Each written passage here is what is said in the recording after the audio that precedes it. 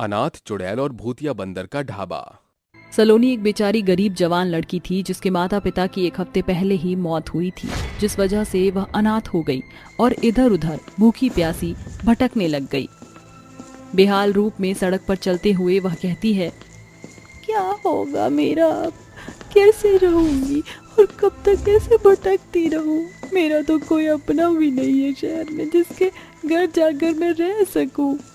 सलोनी रोकर गुमसुम चलते हुए खुद से बड़बड़ा रही थी। वह न आओ देखती है न ताओ सिर्फ चल रही थी। तभी एक ट्रक बड़ा सा बार बार हॉर्न बजाता है, लेकिन वह सुनती नहीं है और ट्रक वाला उसे मार कर चला जाता है। सलोनी खून में लथपथ होती है और वह अपने चुड़ैल रूप में उठकर चलने लगती है। उसे इस बात का एहसास ही नहीं होता कि वह मर चुकी है। चलते चलते वो जंगल में पहुंच गई थी।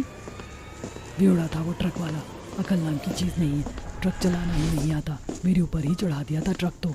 लेकिन मेरी किस्मत, मैं बच गई। लेकिन ऐसी किस्मत को क्या फ़ायदा जहाँ मैं अनाथ हो चुकी हूँ। मेरे कोई माँ बाप नहीं है। अगर मेरे माँ बाप ने शादी करा दी होती तो आज मेरे साथ कोई हमसफ़र तो होता। तभी एक भूतिया बंदर उसकी बात सुन लेता है और पेड़ के बेल से लटकते हुए उसके कदमों में एंट्री मारता है और कहता है, अरे कितनी औसम है ये, इतनी खूबसूरत, वाह वाह। ये शुक हट जा यहाँ से, बंदर कहीं का। ए सोन पापड़ी, तू बंदर किसको बोली? आप उनका नाम मजनू। मजनू, देख मैंने तेरा नाम कितना अच्छा रखा, सोन पापड़ी। इतनी खटारी सी शक्ल में भी मैंने तुझे सोन पापड़ी बोला, मतलब कि तू बहुत सुंदर है। आप उनके लिए एकदम फिट है। क्या है बे, शर्म नहीं आती तुझे भूतिया बंदर कहीं का? मेरे को तू खटारी शक्ल का कैसे बोला? हिम्मत कैसे हुई तेरी? और क्या अपुन टपुन शपुन लगा रखा है? हाँ, नहीं आती शर्म, क्योंकि जिसने की शर्म उसके फूटे करम। तो तुमने सुनी होगी, हाँ, अगर मैं भूतिया बंदर हो गया तो तू भी तो किसी चुड़ैल से कम नहीं है ना, पागल औरत। क्या बोला तूने? तेरी हिम्मत कैसे हुई मेरी चुड़ैल बोलने की? तेरी तरह नहीं हूँ मैं जो मर के भी जी रही हूँ। तू मेरी ही तरह है जो मरकर भी चुड़ैल बनकर मेरी आंखों के आगे खड़ी है। विश्वास नहीं होता तो देख और चल मेरे साथ। मजनू बंदर उस अनाथ लावारिस चुड़ैल का हाथ पकड़कर उसे नदी किनारे ले जाता है और पानी में शक्ल दिखाता है। क्या है? और तू मुझे यहाँ क्यों लेकर आ गया है? वो सब छोड़ो, पहले तो अपनी शक्ल पानी में देख, चुड़ैल के माफिक लग रही है। मजनू बंदर की बात सुनकर वो जैसे ही नदी के ठहरे हुए पानी में अपनी शक्ल देखती है तो अपनी चुड़ैल शक्ल देखकर वह रोते हुए कहती है, नहीं नहीं नहीं, ऐसा नहीं हो सकता। मैं मर कैसे सकती हूँ? मैं चुड़ैल कैसे बन गई? लगता है जब वो ट्रक आ रहा था उसी वक्त शायद मेरी मौत हो गई और फिर मैं यहाँ आ गई। ओह डार्लिंग, चिंता क्यों करती हो? मैं हूं ना तुम्हारे साथ। देखो मेरा भी कोई नहीं है, अपन दोनों साथ में रहेंगे। मेरा नाम मजनू और तुम मेरी लैला। देखो मैं तुम्हारे लिए गाना भी गाऊंगा जिस पर तुम नाचोगी। नाच मेरी लैला लैला, नाच मेरी लैला। मजनू की बात सुनकर चुड़ैल डांस करने लगती है। तभी बंदर बोलता है, और विश्वास कर लो, तुम मर चुकी हो। जैसे तुम चुड़ैल हो वैसे ही मैं भूतिया बंदर हूँ। पूरे जंगल में कोई भी नहीं होगा ना, तब भी मैं तुमसे बात नहीं करूंगी। एक मिनट, तुम बोल कैसे सकते हो? बंदर तो मैंने कभी बोलते हुए नहीं देखे। वाह, इतनी देर से मुझसे बातें कर रही हो और अब पूछ रही हो। ओह मेरी क्यूट सी लैला, मैं भूतिया बंदर हूँ इसलिए मैं बोल सकता हूँ। बार बार मेरे को लैला बोलकर इरिटेट मत कर। ये कहकर चुड़ैल चली जाती है और बंदर कला मुंडी मारकर टार्जन की तरह उसके पीछे पीछे जाता है और पेड़ पर चढ़े हुए कहता है, अरे ओ मेरी लैला, जाने मन, रुको तो। तभी वो उसे पलट कर देखती है। क्या है मजनू? देखा देखा कैसे मुझे पलट कर देख रही हो? इसका मतलब तुम्हें अपना ज्यादा नाम मंजूर है, पर अब से मैं तुम्हें लैला ही बोलूंगा, मेरी लैला। सच में इस पूरे जंगल में यही बंदर है जो मेरा दिमाग चाट रहा है। हाँ कर देती हूँ। हाँ हाँ ठीक है, अब बंदरों की तरह हो। चलो मत, मुझे भूख लग रही है, कुछ लेकर आओ। ओहो मेरी लैला को केला चाहिए। कितने? लाओ, इस जंगल में बहुत सारे केले हैं। लंबे लंबे नाखूनों से तुम्हें नोच दूं से पहले तुम मेरे लिए केले लेकर आ जाओ, वरना अंजाम जानते हो। अच्छा बाबा, लाता हूँ। Cool down, cool down. तभी भूतिया बंदर पेड़ों पर उछलते कूदते हुए केले के पेड़ पर पहुंच जाता है और बहुत सारे केले लेकर चुड़ैल के पास जाता है और कहता है, ये लो जाने मन, तुम्हारे लिए मैं ये स्वादिष्ट मीठे मीठे केले लेकर आया हूँ, खा लो। केले? बहुत भूख लग रही थी, जल्दी से खा लेती हूँ।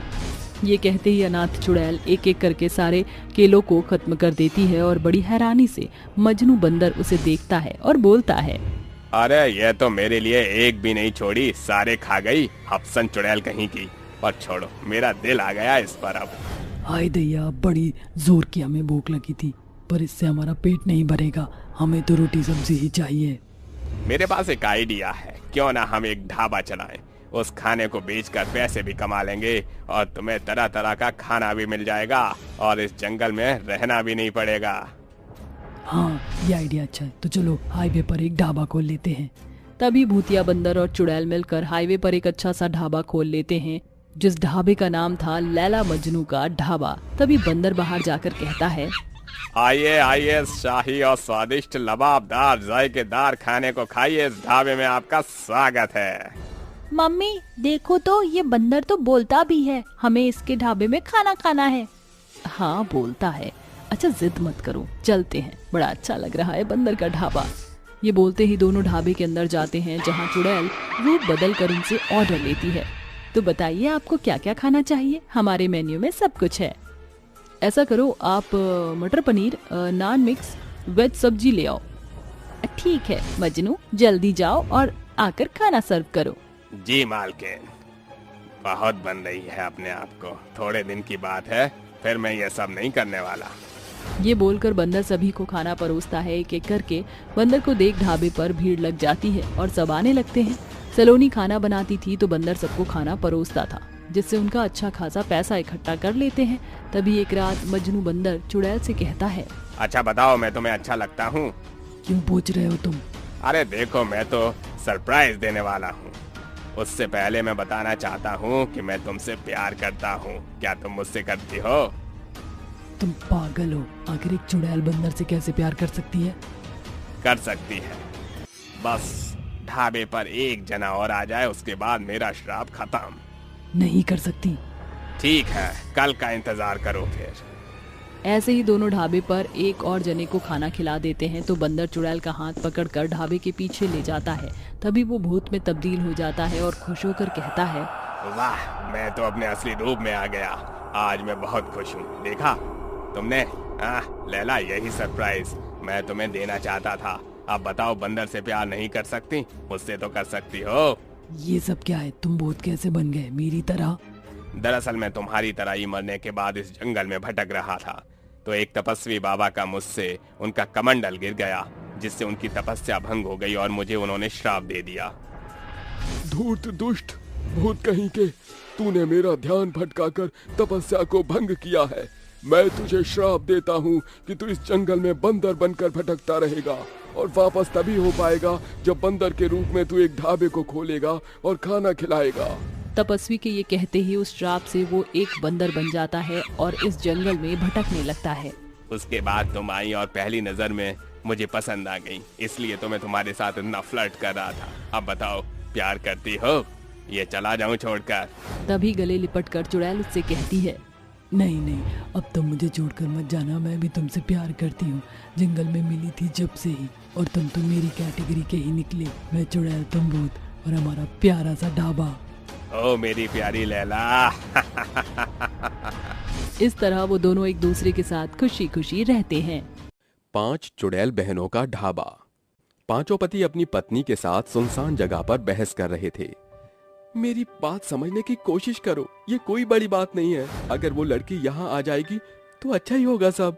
आपको एक बार की बात समझ नहीं आ रही क्या? मुझे ये मंजूर नहीं।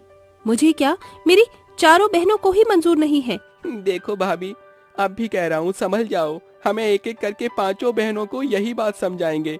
नहीं, एक ही बारी में समझ जाओ, वही बहुत है। आपने हम 5 बहनों को क्या समझ रखा है कि आप 5 भाई जो बोलेंगे हम वो करेंगे? अरे सही गलत का फर्क तो समझिए। हम 5 लास्ट बार बोल रहे हैं, हम आपकी बात से सहमत नहीं हैं। चाहे जो करना है कर लीजिए। ठीक है, तो हमने भी फैसला ले लिया है। क्यों भाइयों? अब देखो, ये बोलते ही उसके चारों भाई उसका इशारा समझ जाते हैं और 5 भाई एक साथ अपनी पत्नियों को खंजर भोंककर मार डालते हैं। आखिर ये 5 पति या पत्नी किस बात पर बहस कर रहे थे और क्यों इन्होंने अपनी पत्नियों को मार डाला? पूरी बात क्या थी, ये जानने के लिए हमें कहानी में उस समय पीछे जाना होगा। इन सब की शुरुआत एक ढाबे से हुई थी। जहाँ ये पांचों बहनें नम्रता, रूही, माधवी, पल्लवी, इच्छा मिलकर हाईवे पर ढाबा चलाती थी। ऐसे ही सुबह उठकर इच्छा झाड़ू लगा रही थी, तभी नम्रता कहती है, इच्छा यार जल्दी से साफ सफाई कर ले, ढाबे पर लोगों का आने का समय हो रहा है। और माधवी, पल्लवी, खाना पक तो रहा है ना? अरे दीदी आप फिक्र मत करो, सारी सब्जियां तैयार है और आटा गूंद दिया है, बस गरम गरम सेक कर परोसना है ग्राहकों को। और दीदी मैंने सारी सफाई कर ली, आप टेंशन मत लीजिए। और रूही कहाँ रह गई? दीदी मैं ये रही, कुएं से पानी लेने गई थी तो इन लोगों की कार खराब हो गई और इन्हें भूख भी लग रही है तो मैं इन्हें यहाँ ले आई। अरे ये तो बहुत ही अच्छी बात है, आप लोग आइए ना, खाना खाइए। इतनी सुबह सुबह आपने खाना तैयार कर लिया सारा? अरे हाँ, आप फिक्र मत कीजिए, खाना तैयार है। आप लोग बैठिए और बता दीजिए क्या क्या लाना है। हाँ, आपका जो भी बेस्ट थाली हो वो ले आइए।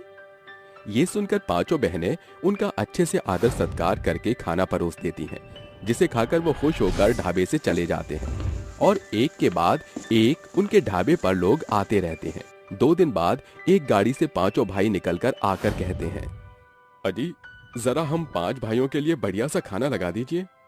ठीक है, आप थोड़ा इंतजार कीजिए, हम अभी लाते हैं। कुछ देर में पांचों बहनें खाना लेकर जब टेबल पर पहुंचती हैं, तो पांचों भाई अपनी अपनी पसंद की लड़की को ताड़ने लगते हैं और कहते हैं, अरे यहाँ पर एक भी मेल वर्कर नहीं है, आप पांचों इस ढाबे को चलाती हैं क्या? आपने बिल्कुल सही समझा, हम पांचों बहनें ही इस ढाबे को चलाने के लिए सक्षम हैं। अरे आपका दाल मखनी तो बहुत स्वादिष्ट है, किसने बनाया? जी ये दाल मखनी मैंने बनाई है। अरे वाह, आप जितनी खूबसूरत दिखती हैं उतनी ही आप अच्छा खाना भी बनाती हैं। अरे नान खत्म हो गया, आप और लेकर आएंगी क्या? जी जी बिल्कुल। ये बोलकर जब पल्लवी रोटी उसे परोसती है तो सुमित उसका हाथ छू लेता है और आंख मारकर कहता है, जादू सिर्फ आपकी बहन के हाथ में ही नहीं, आपके हाथ में भी है। पांचों बहनों के सच में आप सारी अकेली रहती हैं। हाँ जी, आपने बिल्कुल ठीक समझा।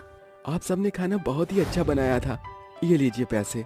हाँ, अब चलते हैं। ये कहकर वो पांचों भाई चले जाते हैं और रोज रोज बहाने से उनके ढाबे पर आने लगते हैं। भाई मैं कह रहा था, हम पांचों भाइयों को वो पांचों बहनें पसंद है और उनका इतना मशहूर ढाबा भी है। अगर हमने उस ढाबे को बेचा तो लाखों रुपए का फायदा हो जाएगा। क्या कहते हैं, आप उनसे शादी कर लें? तूने बिल्कुल सही कहा, वैसे भी वो पांचों गवार सी हैं, हमारी चालाकी को समझ नहीं पाएंगी। पांचों लड़के उन पांचों बहनों को अपनी मीठी पीठी बातों में फंसाकर उनसे शादी कर लेते हैं और शादी का ढोंग रचाते हैं। पैसों के लालच में वो ढाबे पर उनकी कभी कभार मदद कर दिया करते थे।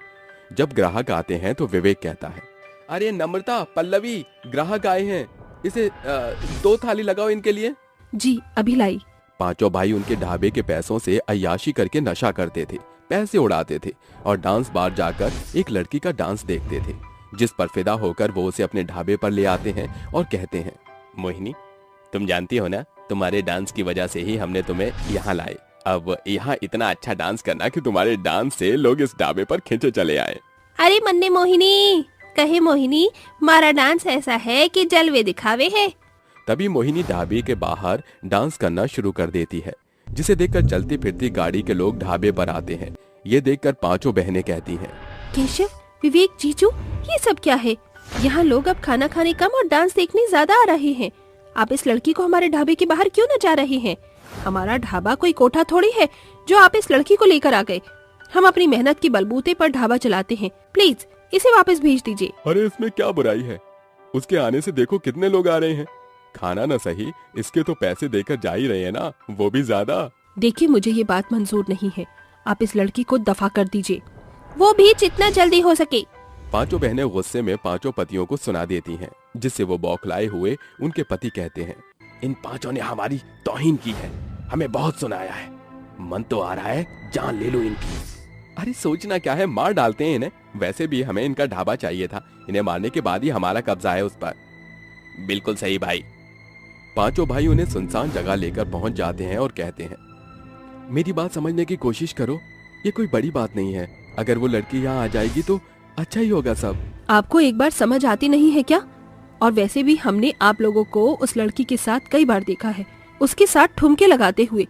वो आप पांचों को छूती है, हम बहनों पर क्या गुजरती है तब? हम आपकी पत्नियां हैं। कौन सी पत्नी?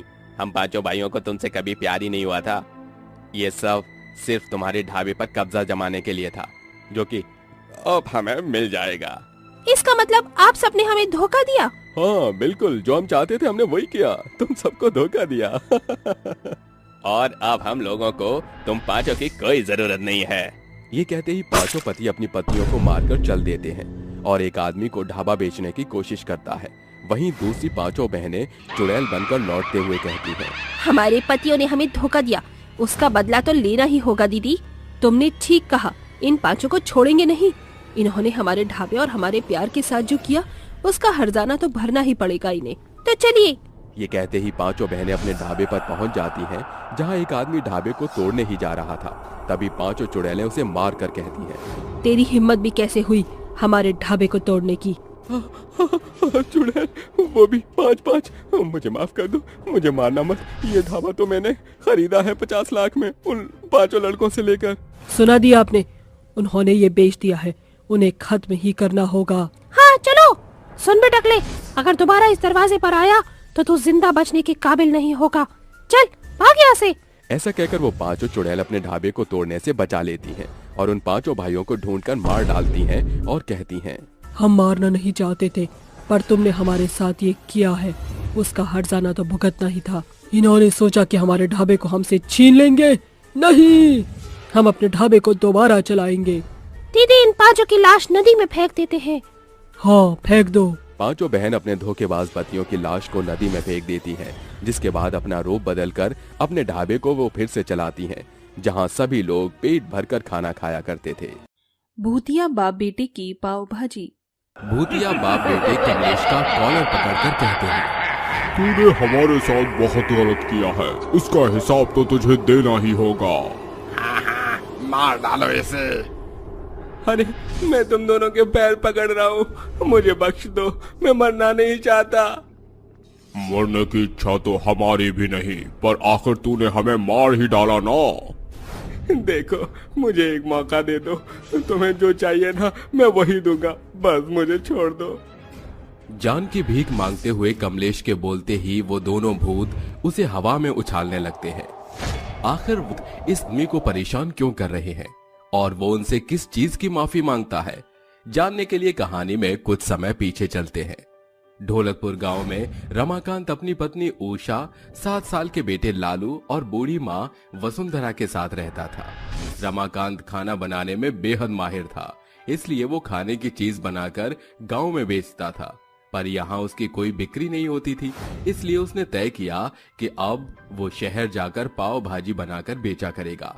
ऐसे ही सुबह के समय, उषा, अब उदास होना बंद भी करो। क्या मुझे ऐसे मन से शहर भेजोगी? हाँ, जब मैं तुम्हें शहर में याद करूंगा तो मुझे सिर्फ तुम्हारा दुखी चेहरा दिखाई देगा। मैं चाहता हूँ तुम मुझे मुस्कुराहट के साथ शहर भेजो, ताकि मेरा कामकाज जम जाए।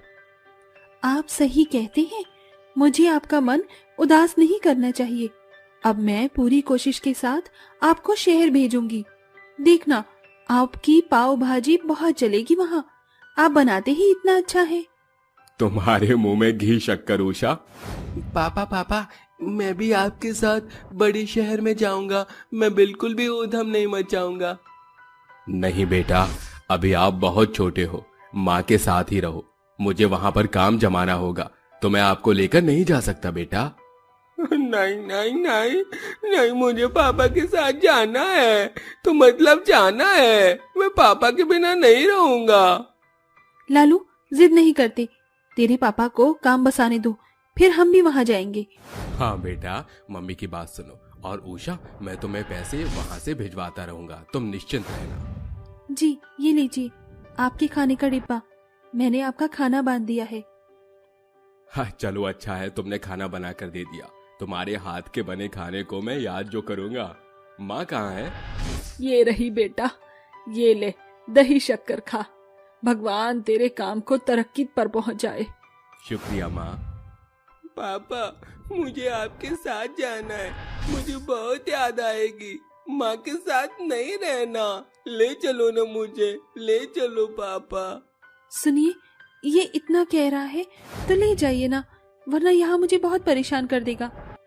हाँ बेटा, ले जा, रमाकांत अपनी माँ के हाथ से दही शक्कर खाकर अपने बेटे को लेकर निकल जाता है। कुछ देर बाद ट्रेन में सफर करके शहर में एक अच्छी जगह ढूंढकर वहां रहता है और पास में ही पाव भाजी की दुकान खोल लेता है और कहता है, अरे भगवान, आपके नाम से मैं अपने पाव भाजी की दुकान खोल रहा हूँ, इसे अच्छे से चला देना। अब रमाकांत जैसे ही पाव भाजी बनाता है तो उसकी खुशबू लोगों को तंग करने लगती है और लोग एक एक करके आना शुरू हो जाते हैं।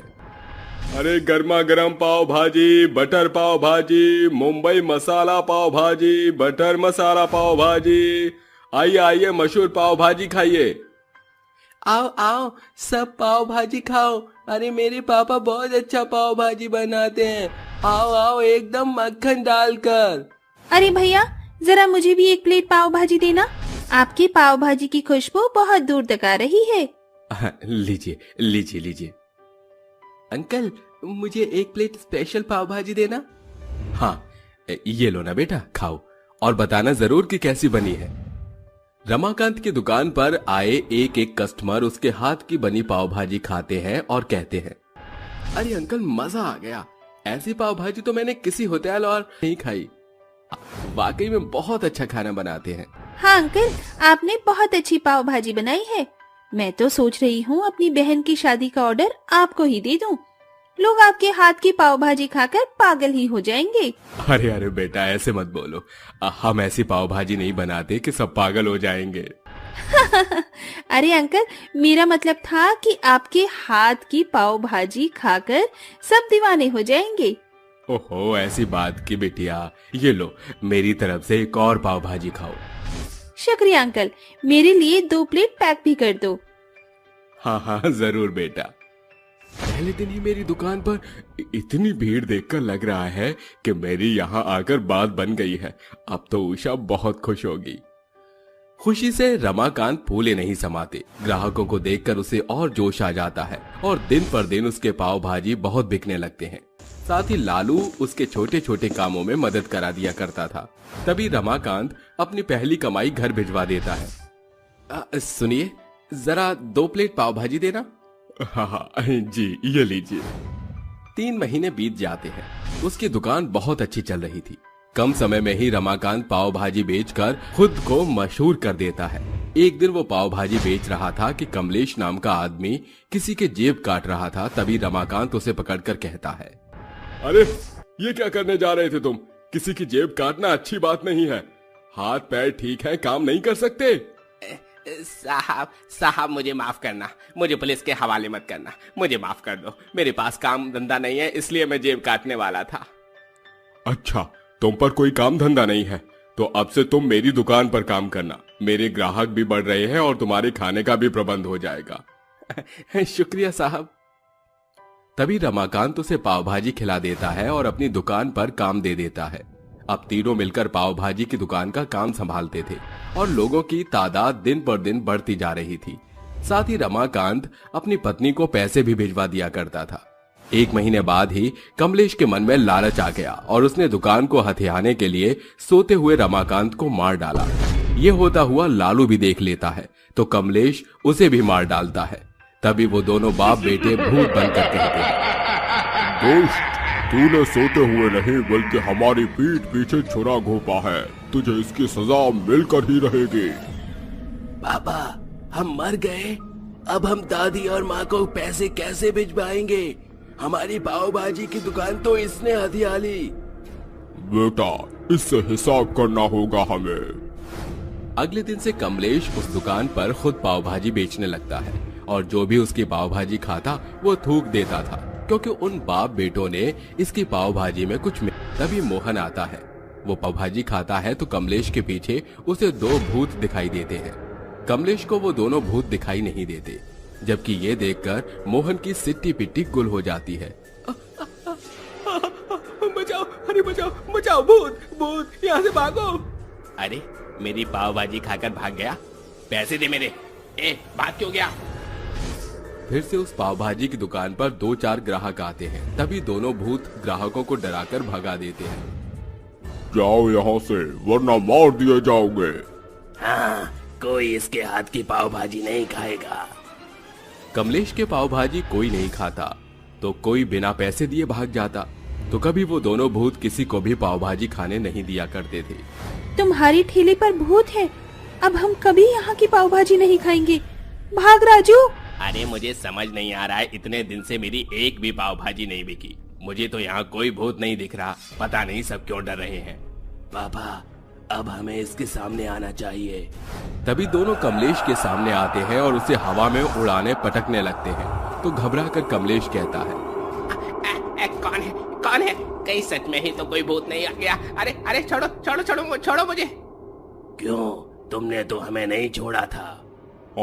आखिर तुम्हें क्या जरूरत थी हमें मारने की? एक तो हमने तुम्हें आसरा दिया और तुम मेहनत की कमाई कर खाओगे, और तुमने हमारे पेट पर लात मार दी। मेरी इसी कमाई से मेरे परिवार का खर्चा चल रहा था, तो मेरे बीवी बच्चे परिवार का खर्चा चलता था, और तुमने मेरे साथ मेरे बेटे को भी मार डाला। अब गए तुम वापस कैसे? देखो देखो मुझे माफ कर दो, मैं लालच में अंधा हो गया था, लेकिन मुझे जान से मत मारो। तेरी माफी से तो हम जिंदा नहीं हो सकते, तो क्यों छोड़े तुझे? देखो बस मुझे एक मौका दे दो, मैं वादा करता हूँ इसी ठेले पर पाव भाजी बेचकर जो भी पैसा आएगा उसका आधा पैसा तुम्हारे घर परिवार को भिजवा दूंगा, और कभी लालच नहीं करूंगा। ठीक है, अगर तुम मेरे परिवार को पैसे भिजवा दोगे तो मैं तुम्हें कुछ नहीं कहूँगा, वरना मैं वापस आकर तुम्हें मार डालूंगा। वादा करता हूँ, वादा करता हूँ। इस तरह दोनों बाप बेटे कमलेश को पाव भाजी का ठेला सौंपकर चले जाते हैं। मेहनत करके कमलेश फिर से पाव भाजी बेचता है और उन पैसों को रमाकांत के घर भिजवा देता है, और कमलेश सुधर जाता है। एक बड़ी सी दुकान पर 18 साल की लड़की खड़ी है, जिसे उसकी चुड़ैल माँ बोलती है, ले बेटा मेरे हाथ से खा ले, फिर शायद मैं तुझे कभी ना खिला पाऊँ। वाओ माँ, आपके हाथ के पराठों में तो अलग ही स्वाद आता है, बिल्कुल वही वाला टेस्ट है जो आपने कई साल पहले मुझे बनाकर खिलाया था। अरे पर आप ऐसे क्यों बोल रही हैं कि मुझे छोड़कर चली जाएंगी? बेटा ये सही वक्त आ गया है और अब तुझे अपने पैरों पर खड़े होना होगा, और मैंने अपना सारा फर्ज निभा दिया है, इसलिए अपना ख्याल रखना बिटिया। ऐसा बोलकर चुड़ैल अपनी बेटी को हमेशा के लिए छोड़कर चली जाती है। पर आखिर वह उसे छोड़कर क्यों जाती है? ऐसा कौन सा उसने अपना फर्ज निभाया था और उसकी हत्या कैसे हुई? इस नजारे के पीछे की हकीकत क्या है, ये जानने के लिए आपको कुछ समय पीछे जाना होगा। 10 साल पहले सुनीता एक बड़े से बंगले में नौकरानी का काम करती थी। वो अपनी 8 साल की प्यारी सी बेटी पाखी और नशे में धुत पति चमन के साथ रहती थी। सुबह उठकर वो अपने घर का सारा काम खत्म करके वो अपनी मालकिन के घर चली जाती है और झाड़ू पोछा करने लगती है। तभी उसकी मालकिन शोभा आकर कहती है, अरे सुनीता, अगर तुमने यहाँ की सफाई करती है तो विराट के पास चली जाओ, पता नहीं कौन सा पिज्जा मांग रहा है, बाहर का खा खाकर पूरा चटोरा हो गया है, इसलिए मैं चाहती हूँ तुम उसके लिए कुछ ऐसा नाश्ता बनाओ जिससे वो बाहर के पिज्जा बर्गर खाना छोड़ दे। मालकिन आप फिक्र मत कीजिए, मुझे सब बनाना आता है। वह पिज्जा मांग रहे हैं। जैसा भी हो सुनीता, तुम बस बना दो, उसे पसंद आ जाए, इसके लिए मैं तुम्हें मुंह मांगे पैसे दूंगी, बस उसको बाहर का खाना छोड़ना पड़े। मालकिन आप फिक्र मत कीजिए, मैं विराट बाबा के लिए ऐसा ऐसा पिज्जा पराठा बनाऊंगी जिसे खाकर वह बाहर का पिज्जा भूल जाएंगे। सुनीता खाना बनाने में बहुत सक्षम थी, चाहे घर की या बाहर की चीजों को बढ़िया तरीके से बना लेती थी। अपनी मालकिन की बात सुनकर वह उसके बेटे के लिए पिज्जा को पराठे का रूप देकर उसके बेटे को देती है, जिसे खाकर विराट कहता है, आंटी आपने बहुत अच्छा पिज्जा बनाया है, क्या मुझे और पिज्जा पराठा मिलेगा? हाँ हाँ बेटा, क्यों नहीं, मैं तुम्हारे लिए एक और गर्मा गर्म बना कर लाती हूँ। तभी सुनीता उसके लिए 2-3 और पिज्जा पराठा बना कर लाती है और उसे खिला देती है। यह देखकर शोभा भी खुश होकर कहती है, अरे वाह सुनीता, तुमने तो सच में कर दिखाया, मुझे भी जरा खिलाना अपना पिज्जा पराठा। हाँ हाँ यह लीजिए मालकिन, खाइए, अब बताइए कैसा लगा। यह तो बहुत बढ़िया है, मैंने बाहर पिज्जा खाया था, उससे तो बहुत ही अच्छा बनाया है तुमने। कैसे बनाया? मालकिन मैंने ना पिज्जा बेस की जगह बस पराठा, वेज सब्जी और थोड़ी सी चीज डाल दी है, जिसे वह लपेट लपेट कर खा रहा है, और यह बिल्कुल नुकसान नहीं करेगा। विराट बाबा तो कह रहे थे मुझे रोज स्कूल भी ले जाना है। चलो अच्छा है, तुम होती हो ना तो यह बाहर की चीजें खाना छोड़ देगा, तुम ही इसे बाहर की हेल्दी चीज बनाकर दे दिया करना। यह लो तुम्हारे पैसे। नोटों की गड्डी देखकर सुनीता कहती है, अरे अरे मालकिन, यह तो बहुत सारे पैसे हैं, कम से कम मेरी 3-4 महीने की पगार है ये। नहीं नहीं मालकिन, मैं आपसे इतना नहीं ले सकती। अरे रख लो, यह तुम्हारी मेहनत का ही दे रही हूँ। मैं तुम्हें सिर्फ इसलिए दे रही हूँ क्योंकि मेरे बेटे को तुम्हारे हाथ का पिज्जा पराठा बहुत पसंद आ गया है। शुक्रिया मालकिन। यह कहते हुए वो अपनी घर चली जाती है और अपनी बेटी से कहती है, पाखी बेटा, देख मालकिन ने मुझे कितने सारे पैसे दिए हैं। इससे मैं तेरे लिए नई फ्रॉक और किताब लाऊंगी जिससे तू बहुत पढ़े, ताकि तू मेरे जैसा नौकरों वाला काम ना करे। आप चिंता मत करो, मैं बहुत अच्छे से पढ़ाई लिखाई करूंगी माँ। तभी नशे में धुत लड़खड़ाते हुए चमन आता है और पैसे की चमक उसकी आंखों में पड़ जाती है, जिसे देखकर वह झपट्टा मारने वाला होता है कि सुनीता पीछे हट जाती है और वह गिर पड़ता है। और वह गुस्से में कहता है, अरे करमजली, तेरी हिम्मत कैसे हुई मुझे गिराने की? चल पैसे दे मुझे, मैं और दारू पीऊंगा, चल देना। अजी कैसी बात कर रहे हैं? यह पैसे मेरी बेटी के लिए, उसकी पढ़ाई के लिए हैं, आपकी नशेड़ीपन करने के लिए नहीं है। सुनीता की यह बात सुनकर वह उसके बाल पकड़कर खींचते हुए कहता है, तेरी इतनी हिम्मत कैसे हुई मुझसे ऐसे बोलने की? चल पैसे देती है या मारूं? छोड़िए, मुझे दर्द हो रहा है। पापा मम्मी को छोड़ दो, मम्मी को दर्द हो रहा है बालों में। पापा प्लीज, पापा मम्मी को छोड़ दो, मम्मी रो रही है। पापा तू चुप कर छुटकी, तेरी माँ को तो अभी सबक सिखाता हूँ मैं। यह कहते हुए चमन उसे एक चाटा मारता है और सुनीता को कहता है, आखिरी बार पूछ रहा हूँ, तू मुझे पैसे देती है या नहीं? खोल अपनी मुट्ठी, ये सारे पैसे मुझे दे दे। नहीं, ये पैसे आपके हाथ लगने नहीं दूंगी। यह मेरी बेटी के पैसे हैं।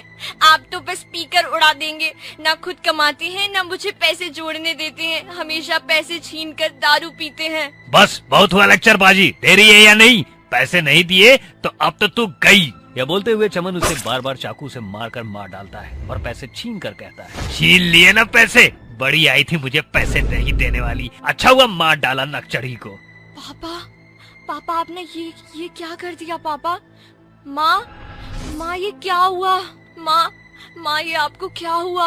चमन उसे मारकर चले जाता है। उसकी बेटी रोती रहती है। 2-3 दिनों बाद पाखी अपने पिता से खाने को कुछ मांगती है तो वो उसे साफ मना करके धक्का मार देता है। इसलिए पाखी अपनी माँ के लिए रोती रहती है। तभी वो चुड़ैल बनकर वापस लौटती है और उसके आंसू पोंछकर कहती है, पाखी बेटा, बस रोते नहीं है, तेरी आंखें सूज रही है। मैं आ गई हूँ ना, चिंता मत कर। तेरे पिता को तो तेरी कोई फिक्र नहीं है, लेकिन मुझे है। सारे पैसे तो तेरे पिता छीन कर ले गए, अब हमें पैसे कमाने का नया जरिया खोजना होगा। अरे हाँ, मैं पिज्जा पराठा बनाने की रेडी लगा लेती हूँ। मैं जादू से तेरी मदद करूँगी और तुम उनको बेच दिया करना और उन पैसों से तू खूब पढ़ाई करना। ठीक है माँ, मैं जरूर करूँगी। अगले दिन चुड़ैल जादू से एक रेडी लगा लेती है, पिज्जा पराठा बनाती है, जिससे दुकान पर लोगों की भीड़ लग जाती है, जिससे वो पिज्जा पराठा मांगती है और छोटी सी पाखी उन्हें पराठा देती है। बेटा, सबको देकर पैसे लेती रहना। जी माँ। अरे जरा 2 पिज्जा पराठा और देना, बहुत स्वादिष्ट है ये। ले बेटा, दे, बन गया है। बाकी लोगों को पिज्जा पराठा देती है। पहले दिन ही उनके पिज्जा पराठे की बहुत कमाई होती है। देखते ही देखते चुड़ैल का पिज्जा पराठा मशहूर हो जाता है और उनकी पिज्जा पराठे की दुकान अब बड़ी हो जाती है। साथ ही पाखी अब 18 बरस की हो गई थी और अब वो अपनी माँ से सीखकर खुद पिज्जा पराठा बनाकर बेचा करती थी।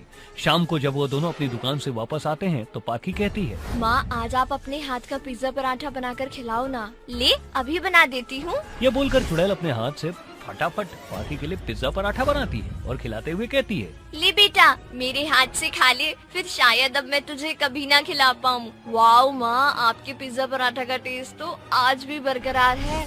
वैसे आप ऐसा क्यों कह रही हो? क्योंकि बेटा तू इतनी बड़ी हो गई है, मैंने तुझे इतना काबिल बना दिया है कि तू अब खुद अपना खर्चा चला सकती है और अब तो तू मुझसे भी अच्छा पिज्जा पराठा बनाकर लोगों को खिलाती है। बाकी मेरी जिम्मेदारी और देखभाल बस यहीं तक थी, अब मुझे वापस जाना होगा। नहीं माँ प्लीज, मुझे वापस से छोड़कर मत जाओ ना, मैं आपके बिना कैसे रहूंगी? बेटा, तेरी माँ तेरे पास से जा रही है लेकिन तुझसे दूर कभी नहीं होगी। मैं तो हमेशा तेरे पास रहूंगी। यह कहकर चुड़ैल उसे हमेशा के लिए छोड़कर चली जाती है। अपनी माँ की सीख को याद करके वो पढ़ाई भी करती है और पिज्जा पराठा भी बनाकर बेचती है। सीता दीदी, अब हम अपनी मौत का बदला कैसे लेंगे? तू चिंता मत कर, हम अपना बदला पूरा करने के लिए कुछ न कुछ जरूर करेंगे। वो दोनों चुड़ैल आपस में बात कर रही होती हैं कि तभी दिव्या चुड़ैल बोलती है, अरे बहना, आपस में बात करके अपनी मौत पर दुख जता के कोई फायदा नहीं होगा।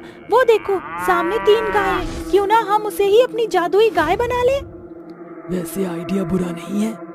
बोल रही हो तुम दोनों, आइडिया बुरा नहीं है, क्योंकि हम अपनी शक्ति का प्रयोग इन गायों के अंदर जाकर कर सकते हैं। एक तरफ तो हम गांव वालों की मदद करेंगे, वहीं दूसरी तरफ हम अपनी मौत के कातिलों का खात्मा करेंगे। इतना कहकर वो चुड़ैल तीनों गाय के अंदर प्रवेश कर जाती हैं और इस तरह वो गाय चुड़ैल की जादुई गाय बन जाती है। वो गाय रात के समय हीरा नगर में जाती है और सभी गरीबों के घर के आगे सोना चांदी और हीरे अपने मुंह से उगलने लगती है कि तभी उसे 2 लड़के नशे की हालत में इधर उधर लुढ़कते हुए दिखाई देते हैं। उसे देख सीता अपनी दोनों बहनों से बोलती है, रागिनी, दिव्या, देखो वो 2 निकम्मे हमारे सामने हैं जिसने हमें मारने की साजिश रची थी। चलो चलकर इससे अपनी मौत का बदला लेते हैं। हाँ बहन, तुम बिल्कुल सही बोल रही हो, चलो। तुम दोनों जाओ, मेरा यहाँ रहना ज्यादा जरूरी है। इस गांव की देखभाल हम तीनों में से किसी एक को करनी होगी। ठीक है। इतना कहकर दिव्या उसी गांव में रह जाती है। रागिनी और सीता उन दोनों नशेड़ियों के पास एक मामूली और सुंदर सी लड़की बनकर जाती हैं, जिसके बाद उन नशेड़ियों से बोलती है, अरे भैया, क्या आप हमें गांव का रास्ता बता सकते हैं? हम गांव का रास्ता भटक गए हैं। अरे वाह चिंता भैया, देख रहे हो 2 परम सुंदरी आकर खुद हमसे रास्ता पूछ रही है। क्या हमें ऐसा मौका गंवाना चाहिए? अरे भोला, तू कैसी बात कर रहा है? इनको तो हम खुद गांव तक छोड़ने जाएंगे। क्यों मैडम, चलोगी ना हमारे साथ? रागिनी और सीता एक दूसरे की तरफ देखने लगते हैं और हंसते हुए उसको हाँ कर देते हैं। भोला और चिंता दोनों ही आगे आगे चल रहे थे तो पीछे पीछे सीता और रागिनी चल रही थी। कुछ दूर चलने पर भोला और चिंता दोनों ही उन दोनों को एक जंगल में ले आते हैं और उनके साथ छेड़खानी करने लगते हैं। जैसे भोला और चिंता रागिनी और सीता को छूते हैं, वैसे ही रागिनी और सीता एक मामूली इंसान से एक भयानक चुड़ैल में तब्दील हो जाती है। ये देख भोला बोलता है, देख लिया? अरे सुंदरी के पीछे पड़ने का नतीजा। अरे ये सुंदरी नहीं बल्कि एक भयानक चुड़ैल है। अरे बस भी करो, मुझसे पहले तो तुम ही इनसे बात करने के लिए आए थे ना, अब भुगतो। वो बात कर ही रहे थे कि तभी उनके सामने वो दोनों चुड़ैल एक बार फिर आ जाती हैं, जिसके बाद वो दोनों चुड़ैल हंसते हुए उन दोनों से बोलती हैं, तुम डाकू होने के साथ साथ लड़कियों को भी छेड़ते हो ना। अब देखो हम दोनों बहनें तुम दोनों को किस तरह से छेड़ते हैं। अरे अरे बाबा, कौन है रे तू? और तू हम लोगों को क्यों मार रही है? सीता दीदी, लग रहा है कि ये हम लोगों को नहीं पहचान पा रहा है। क्यों ना इन्हें हम अपना असली चेहरा दिखा दें। इतना कहकर वो दोनों चुड़ैल अपने इंसानी रूप में आ जाती हैं और उन दोनों को अपने असली रूप में देख चिंता उसे पहचानते हुए बोलता है, अरे तुम तो वही हो ना जिसको हम लोगों ने मारा था? अरे मेरे राजा, मानना पड़ेगा तेरी मेमोरी बहुत तेज है। लेकिन अफसोस की बात यह है कि तू जिंदा नहीं बचेगा। जिस तरह तूने और तेरे गुंडों ने हम सभी को तड़पा तड़पा कर मारा था, उसी तरह हम तुम दोनों को भी मारेंगे। इतना कहकर वो दोनों एक बार फिर चुड़ैल बन जाती हैं और उन दोनों को भयानक मौत दे देती हैं और एक बार फिर गाय के शरीर में प्रवेश कर अपनी तीसरी बहन दिव्या के पास आती हैं और अपनी बहन दिव्या को सारी बात बता देती हैं कि किस तरह उसने उन दोनों गुंडों को मारा। ये सब सुनकर दिव्या बोलती है, 2 तो गए, अब बचे 3। क्यों ना उन तीनों को मारकर हम अपनी जादुई शक्ति इन गायों के अंदर ट्रांसफर करके यहाँ से हमेशा हमेशा के लिए चले जाएंगे। एक तरफ तो वो तीनों गाय आपस में बात कर रही थी, तो वहीं गांव का एक विक्रम नाम का लड़का उन तीनों को आपस में बात करता हुआ देख लेता है और वो गायों के पास जाता है और उनसे बोलता है, कौन हो तुम तीनों? तुम तीनों कोई मामूली गाय तो लग नहीं रही। आखिर तुम तीनों कौन हो जिसने गाय का रूप ले रखा है? बहनों, इसने हमें देख लिया है, क्या हमें इसका खात्मा कर देना चाहिए? नहीं, हम सभी गांव वालों की मदद करने के लिए आए थे, तो हम गांव वालों को मार नहीं सकते। इसने जो देखा हमें इसको अपना सब सच बताना होगा, ताकि आने वाले समय में ये हमारी जादुई गाय का ख्याल रख सके। हम तीनों सच में कोई मामूली गाय नहीं है। आज से कुछ समय पहले की बात है, हम तीनों इसी गांव के फेमस किसान चमन लाल की बेटियां थी। हम तीनों के अंदर बचपन से जादू भरा हुआ था, लेकिन हम अपना जादू इस तरह इस्तेमाल नहीं करते थे। जब भी हमें या गांव वालों को कोई जरूरत आन पड़ती थी, तभी हम असली जादू का प्रयोग करते थे। लेकिन इस गांव के कुछ गुंडे मेरे पिताजी के पीछे हाथ धोकर पड़ गए थे, क्योंकि उन्हें हमारी चौराहे वाली जमीन चाहिए थी। मेरे पिताजी ने वो जमीन देने से उनको मना कर दिया था। मेरे पिताजी का मना करना उन लोगों को अच्छा नहीं लगा। इसी बात का बदला लेने के लिए उन लोगों ने एक रात 2 बजे मेरे घर के बाहर मिट्टी का तेल गिराकर उसमें आग लगा दी, जिस आग में हम तीनों बहन और हमारे पिताजी जलकर मर गए। इस तरह हम लोगों की मौत हो गई। हमें अपनी मौत का बदला लेने के लिए किसी न किसी शरीर की आवश्यकता थी। उस समय हमें कोई भी नहीं दिखाई दिया सिवाय इन 3 गाय के, और हम अब ये सोच रहे हैं कि हम अपने कातिलों को मारकर यहाँ से हमेशा हमेशा के लिए मुक्त हो जाएं और अपनी जादुई शक्तियाँ इन गांव के अंदर डालकर इन्हें यहीं छोड़ जाएं, क्योंकि इन गांव को इन गाय और इस जादू की बहुत ज्यादा जरूरत है। चुड़ैल की बात सुनकर विक्रम की आंखों में आंसू आ जाते हैं, जिसके बाद वो उन चुड़ैलों से बोलता है, तुम चिंता मत करो, मैं तुम्हारी मदद करूंगा और तुम उन्हें मारकर अपना बदला पूरा कर लेना। और रही इनकी बात, तो मैं इनका ख्याल बहुत ही अच्छे से रखूंगा। उसकी ये बात सुनकर अब चुड़ैल मुस्कुराती हैं और उस गाय में से बाहर निकल जाती हैं, जिसके बाद वो अपने हाथों से जादू करती हैं और उन्हें जादुई बना देती हैं। ये सब देख विक्रम को जरा भी हैरानी नहीं हुई, क्योंकि उसे सारा सच पहले से ही पता था। विक्रम अब उन 3 गुंडों की तलाश में निकल जाता है, लेकिन उसे गुंडे कहीं भी नहीं मिलते।